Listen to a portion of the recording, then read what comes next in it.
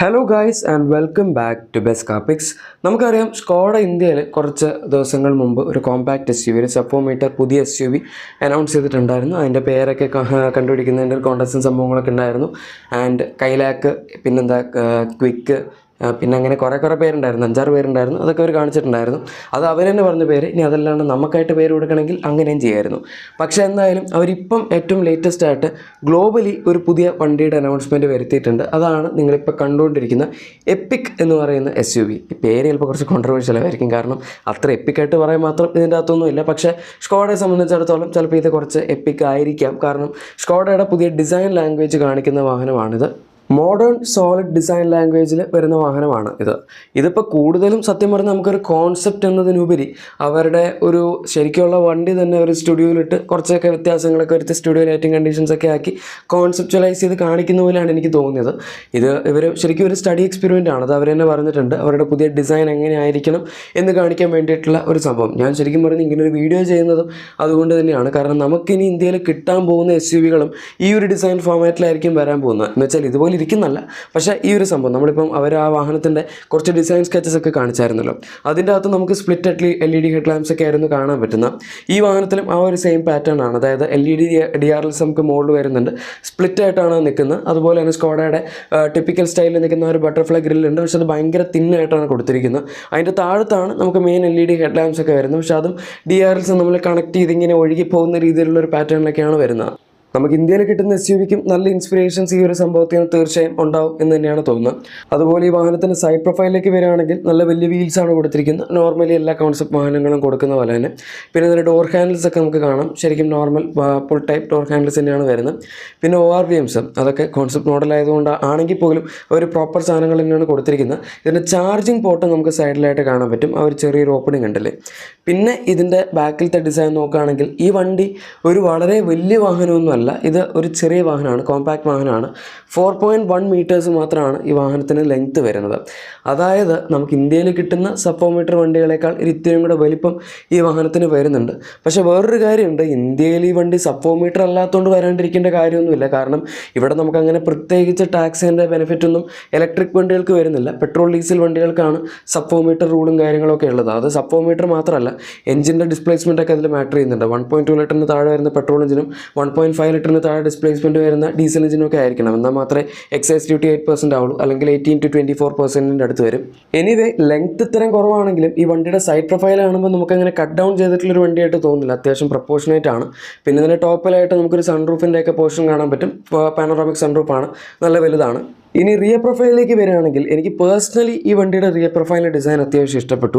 ഫ്രണ്ടിലും കുഴപ്പമൊന്നുമില്ല, നമുക്കങ്ങനെ കുറ്റം പറയാനൊന്നും പറ്റില്ല. ഈ വണ്ടി ഇപ്പോൾ ഈവൻ ഇന്ത്യയിലേക്ക് വരികയാണെങ്കിൽ പോലും ഡിസൈൻ കൊള്ളില്ല എന്ന് പറഞ്ഞ് ആരും പ്രശ്നം ഉണ്ടാക്കുമെന്ന് എനിക്ക് തോന്നുന്നില്ല. ചിലപ്പം കുഴപ്പമില്ല എന്ന് പറയുന്ന അഭിപ്രായക്കാരുണ്ടാവുമായിരിക്കും.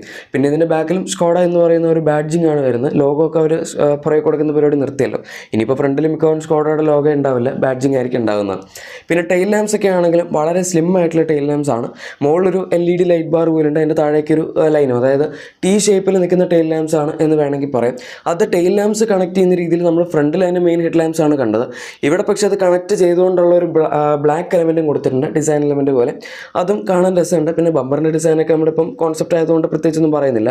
ഇനി അടുത്തത് ഈ വാഹനത്തിൻ്റെ ഇൻറ്റീരിയേഴ്സ് ആണ്. എഗെയിൻ ഇതിൻ്റെ ഇൻറ്റീരിയർ കണ്ടു കഴിഞ്ഞാൽ നമുക്കൊരു കോൺസെപ്റ്റ് വണ്ടിയാണെന്ന് ഒരിക്കലും തോന്നുന്നില്ല. കാരണം എല്ലാ സാധനങ്ങളും ഓൾമോസ്റ്റ് ചെയ്യുന്നത് തന്നെ, ചെറിയ കുറച്ച് വ്യത്യാസങ്ങൾ വരുത്തി കഴിഞ്ഞാൽ ശരിക്കും പ്രൊഡക്ഷൻ സ്പെക് വണ്ടി എന്താണോ അതുപോലെ തന്നെ ഈ വണ്ടി ആക്കാൻ പറ്റും. അതുപോലെ ഇതിൻ്റെ സ്റ്റിയറിംഗ് നമുക്ക് കാണാം, സ്കോഡ എന്ന് പറയുന്ന ബാഡ്ജിങ് ആണ്, ലോഗോ ഇല്ല. പിന്നെ ഈ വണ്ടിയുടെ ഇൻറ്റീരിയർ നോക്കുകയാണെങ്കിൽ ഭയങ്കര സിമ്പിളാണ്. ഇതിൻ്റെ അകത്ത് അങ്ങനെ കോസ്മെറ്റിക്കലി എടുത്ത് നിൽക്കുന്ന രീതിയിലുള്ള ഒന്നും അവർ കൊടുത്തിട്ടില്ല. അവർ ഓറഞ്ച് കളർ തീം ഉള്ളത് മാത്രമേ ഇത്തിരിയെങ്കിലും എടുത്ത് നിൽക്കുന്നുള്ളൂ. അല്ലാണ്ട് നോക്കിക്കഴിഞ്ഞാൽ ഭയങ്കര നോർമൽ ആയിട്ടുള്ള ഡാഷ്ബോർഡാണ്. അതിന് നടുവിൽ നമുക്ക് വളരെ വലിയ ഒരു ഇൻഫോടൈം സിസ്റ്റം കാണാൻ പറ്റും. സൈസ് ഒന്നും അവർ ഇതുവരെ മെൻഷൻ ചെയ്തിട്ടില്ല. ആൻഡ് അതിൻ്റെ താഴത്ത് കുറച്ച് ഫിസിക്കൽ കൺട്രോൾസ് ഉണ്ട്. എന്ന് വെച്ചാൽ എല്ലാ സാധനങ്ങളും അവർ ഇൻഫോടൈം സിസ്റ്റത്തിൽ കൊടുത്തിട്ടില്ല, അത് ഏതായാലും നന്നായി. പിന്നെ അതിൻ്റെ താഴെ നോക്കിക്കഴിഞ്ഞാൽ വയർലെസ് ചാർജിങ് പാഡ് ഉണ്ട്. അതിൻ്റെയും താഴെ നോക്കിക്കഴിഞ്ഞാൽ ഫ്ലോറിലായിട്ട് നമുക്ക് ഇതിൻ്റെ ഡ്രൈവ് മോഡ്സ് ഒക്കെ സെലക്ട് ചെയ്യാനുള്ള ഓപ്ഷൻ ആയിരിക്കും ആയിരിക്കാം അവിടെ കൊടുത്തിട്ടുണ്ടാകുന്നത്. അങ്ങനെ കുറേ സാധനങ്ങളൊക്കെ ഇതിൻ്റെ അകത്ത് കൊടുത്തിട്ടുണ്ട്. പിന്നെ നമുക്ക് നടുവിലായിട്ട് ആംറെസ്റ്റ് അവൈലബിൾ ആണ്. ആൻഡ് മൊത്തത്തിലുള്ള ഈ വാഹനത്തിന് ഡോർ ഹാൻഡിൽസിൻ്റെ ഡിസൈനൊക്കെ എടുക്കുകയാണെങ്കിലും അതുപോലെ ഡോർ പാഡ്സ് ഈ വക സാധനങ്ങളൊക്കെ കാണാൻ രസമുണ്ട്. ഇതിൻ്റെ ഇൻഫോടൈം സിസ്റ്റം വളരെ വലുതാണെങ്കിലും പക്ഷെ അതിനനുസരിച്ച് തന്നെ നിങ്ങൾ ഇൻസ്ട്രുമെൻ്റ് ക്ലസ്റ്റർ നോക്കിയാൽ മനസ്സിലാവും അത് വളരെ ചെറുതാണ്. അതിപ്പോൾ പൊതുവെയുള്ള ഇപ്പോഴത്തെ ഇലക്ട്രിക് വണ്ടികൾ മാത്രം ഉണ്ടാക്കുന്ന കമ്പനിയാണ്. ഇപ്പോൾ BYD അല്ലെങ്കിൽ ടെസ്ല പോലുള്ള വണ്ടികളൊക്കെ എടുക്കുകയാണെങ്കിൽ ചില വണ്ടികളൊന്നും ഒന്നും ഇൻസ്ട്രുമെൻ്റ് ക്ലസ്റ്റർ ഉണ്ടാവില്ല. ഇനി അതുണ്ടെങ്കിൽ തന്നെ ഇതുപോലെ വളരെ ചെറിയ സൈസിലായിരിക്കും കൊടുത്തിട്ടുണ്ടാവുക. അതുപോലെ ഇതിൻ്റെ അകത്ത് നമുക്ക് സ്റ്റിയറിംഗ് വീലിൻ്റെ ഒരു വ്യത്യാസം കാണാൻ പറ്റും. ഇപ്പോഴത്തെ സ്കോഡയുടെ വണ്ടികളിലുള്ള ആ ഒരു സ്റ്റിയറിംഗ് വീലല്ല ഇതിൻ്റെ അകത്ത് വരുന്നത്. കുറച്ചും കൂടെ പുതിയ മോഡേൺ ആയിട്ടുള്ളൊരു സ്റ്റിയറിംഗ് വീലാണ് വരുന്നത്. അതിൻ്റെ അകത്ത് ടച്ച് കൺട്രോൾസ് ആണെന്ന് തോന്നുന്നു കണ്ടിട്ട്. പക്ഷേ സ്റ്റിയറിംഗ് വീല് സത്യം പറഞ്ഞാൽ ടച്ച് കൺട്രോൾസ് വരുന്ന അത്ര വലിയ രസമുള്ള പരിപാടിയല്ല. ഇപ്പം ഫോക്സ്വാഗനൊക്കെ ആ സംഭവം മാറ്റി ട്രഡീഷണൽ സ്റ്റൈലിലുള്ള സ്റ്റിയറിംഗ് വീലിലേക്കാണ് പോയിരിക്കുന്നത്. പിന്നെ മെർസിഡീസ് ഇപ്പോഴും കൊടുക്കുന്നുണ്ട്. അതിൻ്റെ പ്രശ്നം എന്താണെന്ന് വെച്ചാൽ ആക്സിഡൻ്റൽ ടച്ചസ് ഒരുപാട് വരും. നമ്മൾ അറിയേണ്ട ഇപ്പോൾ ഹോൺ അടിക്കാനോ അല്ലെങ്കിൽ അല്ലാണ്ട് നമ്മുടെ കൈ അറിയാണ്ട് അവിടെ കൊണ്ടാൽ തന്നെ കുറേയൊക്കെ സാധനങ്ങൾ അറിയേണ്ട ഫംഗ്ഷനായി പോകും. പ്രാക്ടിക്കാലിറ്റി അല്ലാണ്ട് ഡിസൈൻ മാത്രം വെച്ച് നോക്കുകയാണെങ്കിൽ ഈ സ്റ്റിയറിംഗ് വീലും കാണാൻ അത്യാവശ്യം രസമുണ്ട്. പിന്നെ സീറ്റ്സൊക്കെ നമുക്ക് ഇവിടെ കാണാൻ അത്യാവശ്യം നല്ല സപ്പോർട്ടുള്ള സീറ്റ്സ് ആണ്. പക്ഷേ ഇത് അഗൈൻ കോൺസെപ്റ്റലൈസ്ഡ് ആയിട്ടുള്ള സീറ്റ്സ് പോലെയാണ് എനിക്ക് തോന്നിയത്. പക്ഷേ ഡാഷ്ബോർഡ് കാണുമ്പോൾ സത്യം പറഞ്ഞാൽ നമുക്കിതൊരു കോൺസെപ്റ്റ് വണ്ടിയാണ് എന്നങ്ങനെ പെട്ടെന്ന് തോന്നിക്കൊള്ളണം എന്നില്ല. ഇത്രയൊക്കെയാണ് ഇപ്പോൾ ഈ വാഹനത്തിൻ്റെ ഡിസൈൻ ആസ്പെക്ട്സിൽ നമുക്ക് പറയാൻ പറ്റുന്നത്. കൂടുതലും ഇതിൻ്റെ ഡിസൈൻ മാത്രമേ നമുക്ക് നോക്കാനുള്ളൂ. നിങ്ങൾ അത്ര തന്നെ നോക്കിയാൽ മതി. കാരണം ഈ വണ്ടി ഇന്ത്യയിലേക്ക് വരാനുള്ള ചാൻസ് ഒക്കെ കുറച്ച് കുറവാണ്. പ്രത്യേകിച്ച് ഇതുവരെ പുറത്തിറക്കുന്ന ഒരു വണ്ടി ആയതുകൊണ്ട്. പിന്നെ ബൈ ദ ബൈ ഇതൊരു ഡെഡിക്കേറ്റഡ് EV പ്ലാറ്റ്ഫോമിൽ വരുന്ന വാഹനമാണ്. അതായത് skate board EV ആർക്കിടെക്ചറാണ്. ഫോക്സ്വാഗൻ്റെ MEB small എന്ന് പറയുന്ന പ്ലാറ്റ്ഫോമിലായിരിക്കും ഈ വാഹനം വരാൻ പോകുന്നത്. അതായത് ഫോക്സ്വാഗൻ്റെ സ്കേറ്റ് ബോർഡ് EV ആർക്കിടെക്ചറാണ്. ചെറിയ വണ്ടികൾക്കും വലിയ വണ്ടികൾക്കും ഒക്കെ ഉപയോഗിക്കാം. MEB എന്ന് പറയുന്നത് MQB പോലെ തന്നെ അവരുടെ ഇലക്ട്രിക് വണ്ടികൾക്ക് വേണ്ടി ഡെവലപ്പ് ചെയ്തിരിക്കുന്ന ഒരു സംഭവമാണ് എന്ന് മാത്രം. പിന്നെ ഇതിൻ്റെ ഒരു ഗുണം എന്താണെന്ന് വെച്ചാൽ അവർ ഇതുവരെ ഇതിൻ്റെ പവർ ട്രെയിൻ ഓപ്ഷൻസും സ്പെക്കും കാര്യങ്ങളൊന്നും തന്നെ പറഞ്ഞിട്ടില്ല. അതുകൊണ്ട് നമുക്ക് അതിലൊന്നും ഇപ്പോൾ സംസാരിക്കാൻ പറ്റില്ല. പിന്നെ ബാറ്ററി കപ്പാസിറ്റി പറഞ്ഞിട്ടില്ലെങ്കിലും ഇപ്പോൾ വരുന്ന റൂമേഴ്സ് അനുസരിച്ച് ഏകദേശം 400 കിലോമീറ്റേഴ്സിനടുത്തൊക്കെ ഇതിന് റിയൽ ലൈഫ് റേഞ്ച് കിട്ടാനുള്ള ചാൻസ് ഉണ്ട് എന്ന് പറയുന്നുണ്ട്. പിന്നെ സ്കേറ്റ് ബോർഡ് EV ആർക്കിടെക്ചർ ആയതുകൊണ്ട് തന്നെ അത്രയും വലിയ ബാറ്ററി പാക്ക് ഇതിനകത്ത് വെക്കാൻ പറ്റും. കാരണം ഫ്ലോർ കംപ്ലീറ്റ്ലി ഫ്ലാറ്റ് ആയിരിക്കുമല്ലോ. പക്ഷേ അത്രയും ബാറ്ററി പാക്ക് ഇതിനകത്ത് വെച്ചാൽ പോലും സ്പേസും വലിയ പ്രശ്നം ഉണ്ടാവില്ല. ഇനി ഈ വണ്ടി ഇന്ത്യയിലേക്ക് വരില്ല എന്ന് ഞാൻ ആദ്യമേ തന്നെ പറഞ്ഞിട്ടുള്ളതാണ്. അപ്പോൾ തന്നെ നിങ്ങൾക്ക് മനസ്സിലായി കാണും. ചിലപ്പോൾ അപ്പോൾ തന്നെ കുറേ പേര് സ്കിപ്പ് ചെയ്ത് പോയിട്ടുണ്ടാവുമായിരിക്കും. അത് റീസൺ സിമ്പിളാണ്. ഞാൻ ആദ്യം പറഞ്ഞു ഈ വണ്ടിയുടെ ഡിസൈൻ കാണിക്കാനാണെന്ന്. സ്കോഡയുടെ പുതിയ ഡിസൈൻ ഫിലോസഫി എന്ന് പറയുമ്പോൾ നമുക്കിനി ഇന്ത്യയിൽ വരാനുള്ള വണ്ടികളാണെങ്കിലും ഈ ഒരു സെയിം പാറ്റേൺ ഫോളോ ചെയ്തായിരിക്കുമല്ലോ വരുന്നതാണ്. പിന്നെ നമുക്ക് ഇന്ത്യയിലും അവരുടെ ഒരു പുതിയ ഇലക്ട്രിക് SUV വരുന്നുണ്ട് കേട്ടോ. ഇലക്ട്രിക് വണ്ടികളൊന്നും ഇല്ല എന്നല്ല. പക്ഷേ അത് സ്കേറ്റ് ബോർഡ് EV ആർക്കിടെക്ചർ ആയിരിക്കും എന്ന കാര്യത്തിൽ എനിക്ക് സംശയമുണ്ട്. മിക്കവാറും ഇപ്പോൾ ഉള്ള എക്സിസ്റ്റിംഗ് വണ്ടികളുടെ പ്ലാറ്റ്ഫോം അവർ കുറച്ച് മോഡിഫൈ ചെയ്തിട്ട് അതിൻ്റെ അകത്ത് ഇലക്ട്രിക് കേപ്പബിലിറ്റീസ് ഒക്കെ കൊടുത്തിട്ട് ഇറക്കാനായിരിക്കും കൂടുതൽ ചാൻസ് ഉള്ളത്. പിന്നെ ഇതൊന്നും അല്ലാണ്ട് അവരുടെ പുതിയ ENIAC IV എന്ന് പറയുന്ന ഇലക്ട്രിക് വാഹനം ഇന്ത്യയിലേക്ക് വരുന്നുണ്ട്. അത് മിക്കവാറും CKD അല്ലെങ്കിൽ CBU റൂട്ട് വഴി വരാനാണ് ചാൻസ് ഉള്ളത്. അതുകൊണ്ട് അത്യാവശ്യം എക്സ്പെൻസീവ് ആയിട്ടുള്ളൊരു വണ്ടിയായിരിക്കും. പക്ഷേ അഗൈൻ ബോൺ ഇലക്ട്രിക് ആണ്. അതായത് സ്കേറ്റ് ബോർഡ് EV ആർക്കിടെക്ചറൊക്കെയാണ്. സ്കോഡയുടെ ആദ്യം വരാൻ പോകുന്ന ഇലക്ട്രിക് വണ്ടി അത് തന്നെയായിരിക്കും.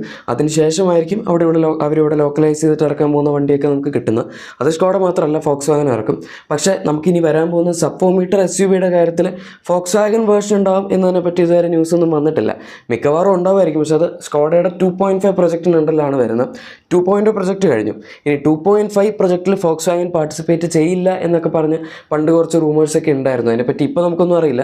ഫോക്സ്വാഗൻ 2.5 സ്കിപ്പ് ചെയ്ത് ഡയറക്റ്റ് 3.0 എന്ന് പറയുന്ന അവരുടെ ഇലക്ട്രിക് സ്ട്രാറ്റജിയിലേക്ക് പോകുന്നതായിരുന്നു പറഞ്ഞിരുന്നത്. എനിവേ അതൊക്കെ നമുക്ക് കണ്ടറിയാം. ഇപ്പോൾ ഇത്രയാണ് നമുക്ക് സ്കോഡയുടെ വണ്ടികളുടെ ഫ്യൂച്ചർ ഡിസൈനെ പറ്റി കിട്ടിയിരിക്കുന്ന അപ്ഡേറ്റ്സ്.